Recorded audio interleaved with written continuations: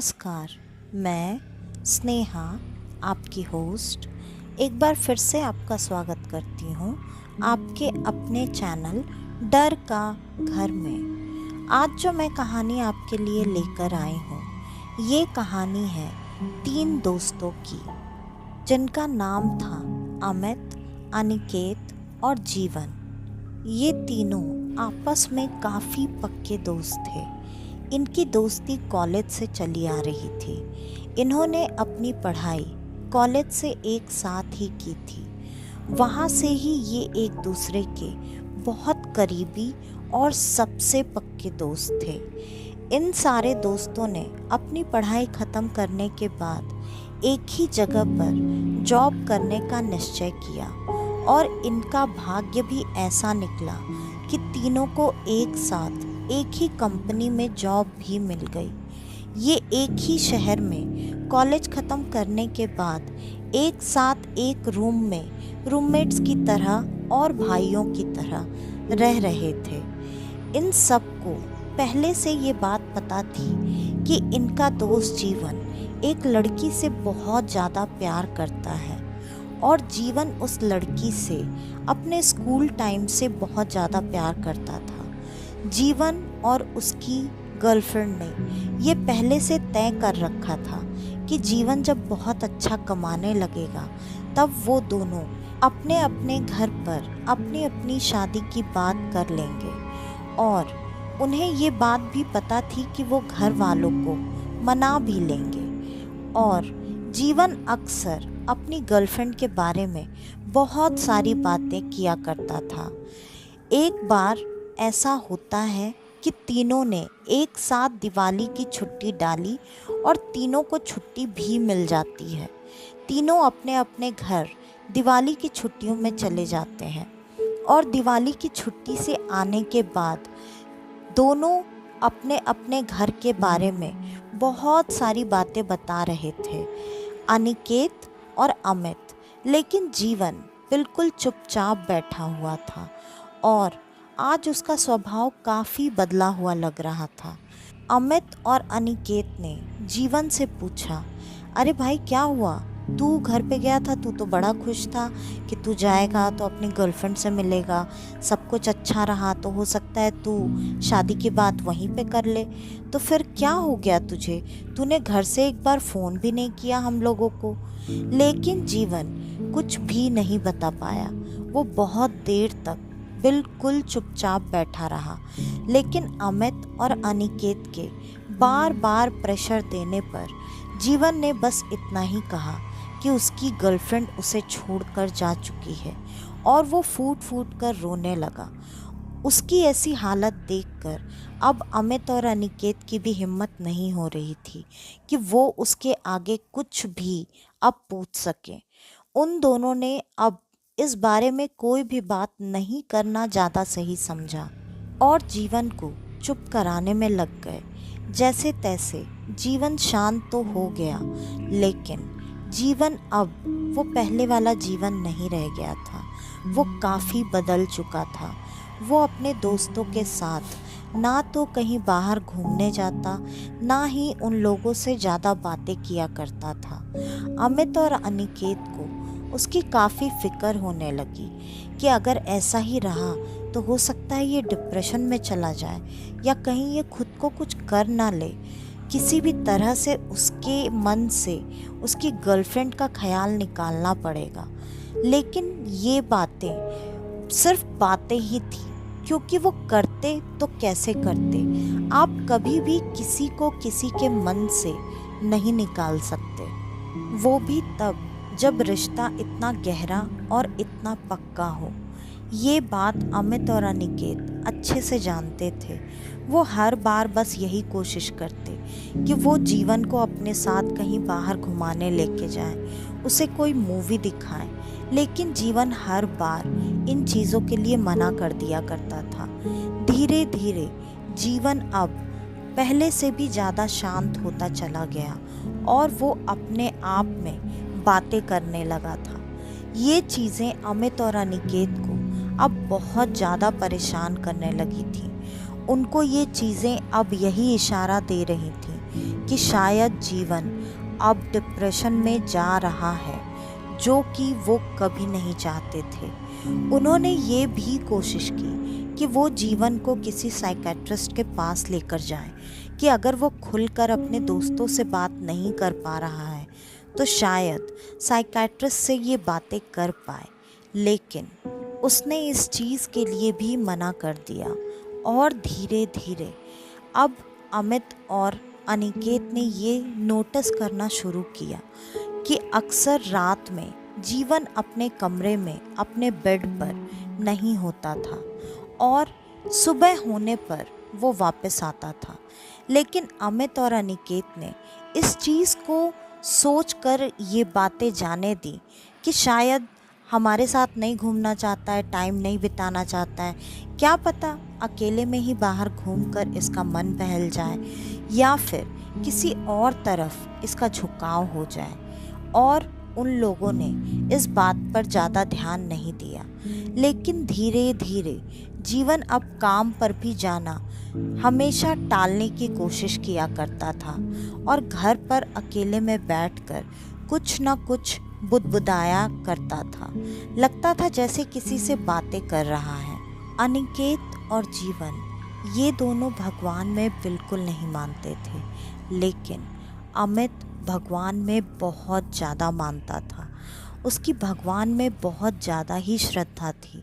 वो कॉलेज के भी दिनों में अपने रूम में भगवान की जितनी फ़ोटो रख पाता वो रख कर नियम से सुबह शाम पूजा पाठ, धूप दीप, आरती सब किया करता था। और यहाँ तो उसे पूरा का पूरा अपना कमरा मिला हुआ था। उसने अपने कमरे में ही कोने में एक छोटा सा मंदिर रखा हुआ था और वो हमेशा भगवान के आगे बैठकर अपने दोस्तों की, अपने परिवार की, सबकी सलामती की हमेशा प्रार्थना किया करता था। अमित ये चीज़ देखकर अब धीरे धीरे ज़्यादा परेशान होने लगा, क्योंकि जीवन अक्सर अपने कमरे में बैठकर अब ज़ोर ज़ोर से हंसता, ठहाके मारता और इस तरह से बातें करता था जैसे वो पहले फ़ोन पर अपनी गर्लफ्रेंड से बातें किया करता था। ये बात अनिकेत ने उतना ज़्यादा नोटिस नहीं किया था, लेकिन अमित ने ये बात अनिकेत को बताने का निश्चय किया।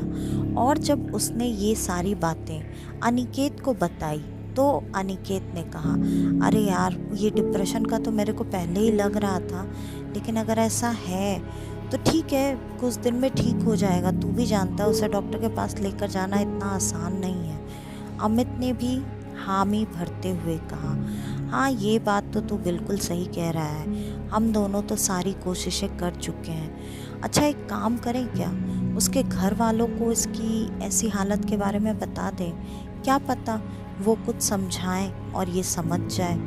फिर अनिकेत ने कहा, तू पागल हो गया है क्या? अगर घर वाले समझा पाते तो जब वो यहाँ आ रहा था तभी उसको नहीं समझाते, और मुझे नहीं लगता वो घर वालों की बातें इतनी ज़्यादा सुनता होगा। और तुझे ये बात तो कॉलेज में भी पता है, वो अक्सर फ़ोन पर अपने माँ पिता दोनों से लड़ लिया करता था।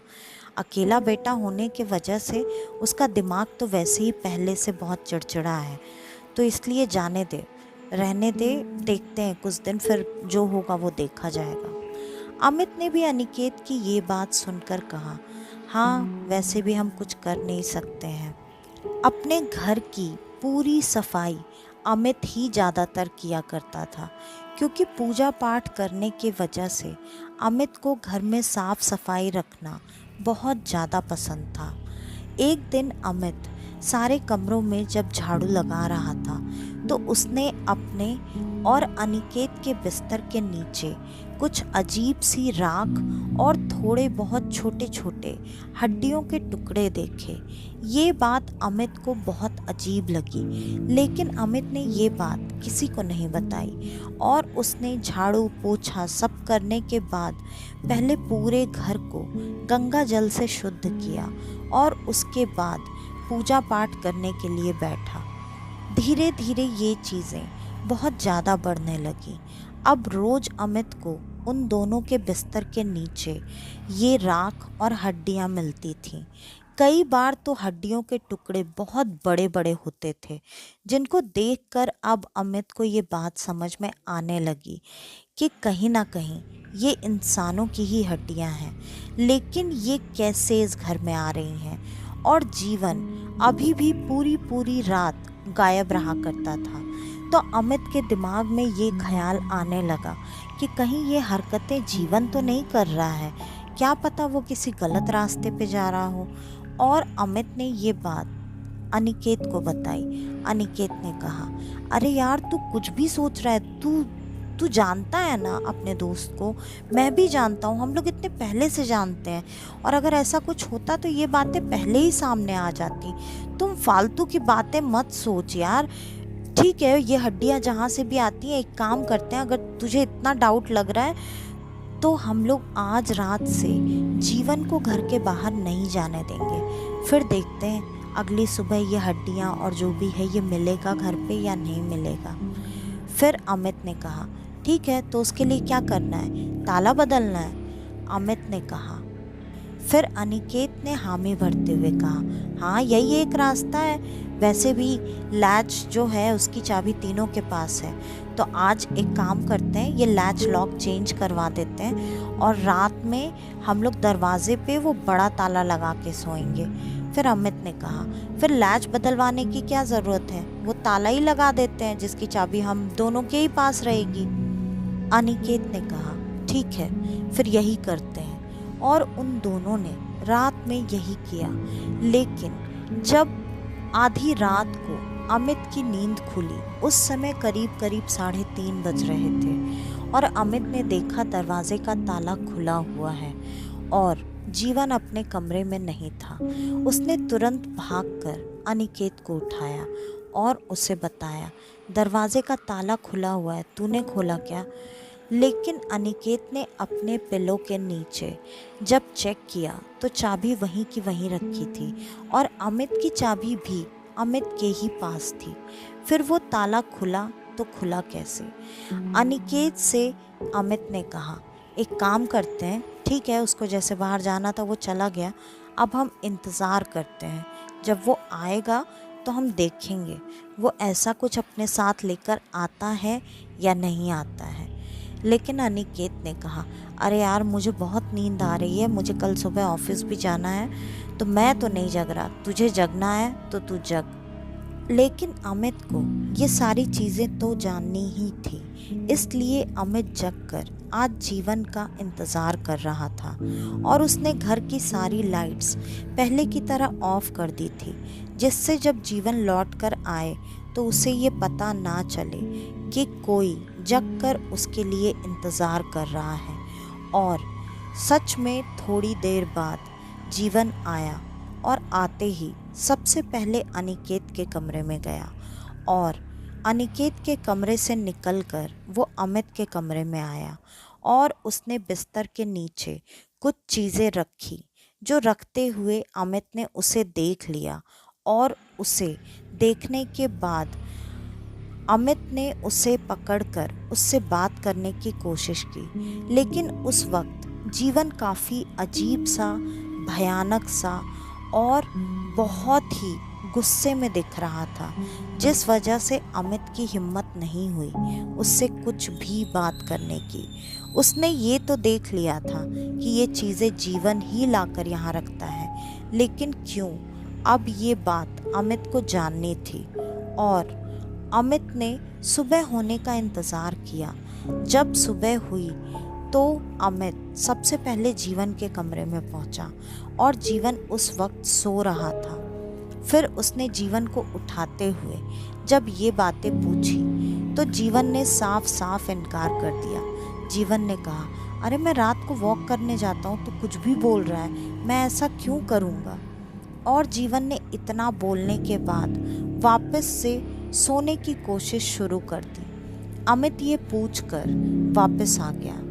अमित का रोज का नियम था, वो मंदिर जाता था, आज भी उसे मंदिर जाना था। जब वो मंदिर में पहुंचा तो वो थोड़ी देर तक भगवान के सामने बैठकर यही सारी चीज़ें सोच रहा था। अचानक वहाँ पर जब पंडित जी आए और उन्होंने अमित को वैसे चिंता में देखा तो उन्होंने पूछा, अमित क्या हुआ है तुम्हें? तुम आज इतने परेशान क्यों लग रहे हो? अमित ने कहा, पंडित जी अब मैं आपको क्या ही बताऊं कि क्या परेशानी हो गई है। पंडित जी ने कहा, बेटा बताओ, हर परेशानी का हल होता है। फिर अमित ने शुरू से लेके अंत तक सारी बातें पंडित जी को बता दी। पंडित जी ने जैसे ही ये सारी बातें सुनी, पंडित जी को समझते देर नहीं लगी कि जीवन सच में कुछ न कुछ बुरी चीज़ कर रहा है या फिर उस पर किसी बुरी चीज़ का साया है।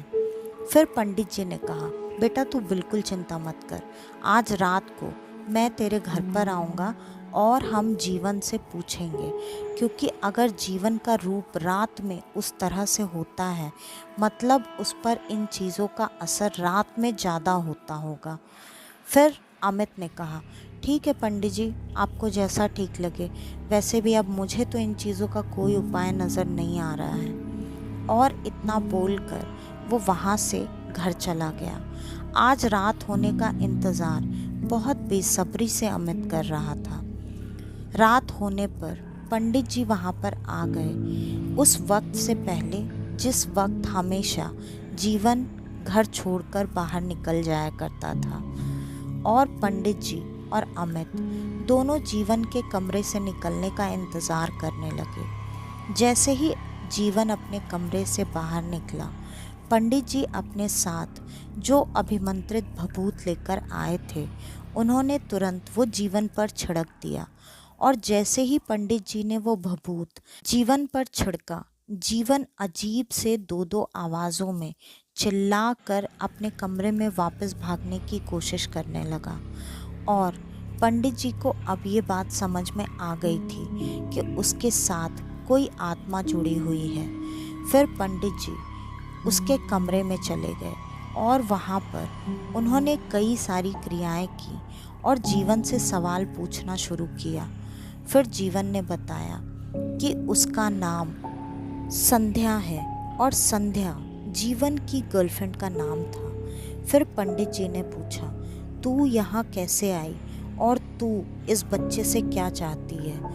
फिर से जीवन दो दो आवाज़ों में हंसने लगा और बोलने लगा, मैं क्या करने आई हूँ और क्यों आई हूँ ये तो तुम जीवन से ही पूछो, क्योंकि उसी ने मुझे बुलाया है, उसी ने मुझे अपना शरीर सौंप दिया है ताकि मैं मेरी सारी इच्छाएं पूरी कर सकूं। इसने तुम लोगों को बताया नहीं क्या कि मेरी मौत इसी के वजह से हुई थी? मैं और ये एक दिन घूमने जा रहे थे और इसके बहुत ही गंदी ड्राइविंग की वजह से हम दोनों का एक्सीडेंट हुआ, जिसमें इसे तो सिर्फ कुछ खरोंचें आई लेकिन मेरी जान चली गई। और उसके बाद से ये खुद मुझे बार बार बुलाता था, इसके बुलाने पर मैं यहाँ आई हूँ और इसने बोला कि मैं इसका शरीर इस्तेमाल कर सकती हूँ, इसलिए मैं इसका शरीर इस्तेमाल कर रही हूँ। ये मेरे ही वजह से रोज़ रात में शमशान में जाता है और शमशान में अब इससे दो और आत्माएं जुड़ चुकी हैं और वो आत्माएं भी अब इसी की तरह एक शरीर चाहती हैं। इसलिए वो इन दोनों को अब तैयार कर रहा था कि ये भी किसी तरह अशुद्ध हो जाएं या फिर खुद से उन आत्माओं को अपना शरीर लेने दें। लेकिन इस अमित के वजह से सब खराब हो गया है। ये जब देखो तब पूजा पाठ में लगा रहता है। मैं इसे छोड़कर कहीं नहीं जाने वाली और मैं इसे छोड़कर जाऊं क्यों? अब तो मैं अगर जाऊंगी तो मैं इसको अपने साथ लेकर ही जाऊंगी। तुझे जो करना है तू कर ले। ये सारी बातें सुनकर अमित को और अनिकेत को काफ़ी झटका लगा था, लेकिन पंडित जी ने जो भी क्रियाएं करनी थी उन सारी आत्माओं को वहाँ से हटाने के लिए और संध्या की आत्मा को मुक्ति दिलाने के लिए पंडित जी ने वो क्रियाएं शुरू की। और कुछ ही घंटों की क्रियाओं के बाद जीवन बेहोश होकर ज़मीन पर गिर गया। जब वो ज़मीन पर गिरा तो पंडित जी ने उसके गले में एक तावीज़ बांध दिया और कहा, इसे कल सुबह मंदिर लेकर चले आना। वैसे भी अब ये ठीक हो चुका है। ये सारी बातें सुनकर कहीं ना कहीं अनिकेत और अमित ने अब राहत की सांस ली थी। जब जीवन सुबह उठा तो उसे ये सारी बातें याद नहीं थी, और जैसा कि अमित ने कहा कि वो उसके साथ मंदिर चले, जीवन साथ में मंदिर गया। उसने आरती पूजा सब कुछ देखा, भोग का प्रसाद भी खाया। अब तीनों दोस्तों की जिंदगी बहुत अच्छी है। जीवन की शादी हो चुकी है, उनके ज़िंदगी में सब कुछ अच्छा चल रहा है। तो आज की ये कहानी यहीं पर ख़त्म होती है। आपको हमारी आज की ये कहानी कैसी लगी हमें कमेंट करके बताना बिल्कुल मत भूलिएगा। और अगर आपके पास आपकी ऐसी कोई कहानी है तो डिस्क्रिप्शन में दिए ईमेल आईडी या इंस्टा आईडी पर आप हमें आपकी वो कहानी भेज सकते हैं, और चाहें तो हमें इंस्टा पर फॉलो भी कर सकते हैं। तो आज के लिए बस इतना ही।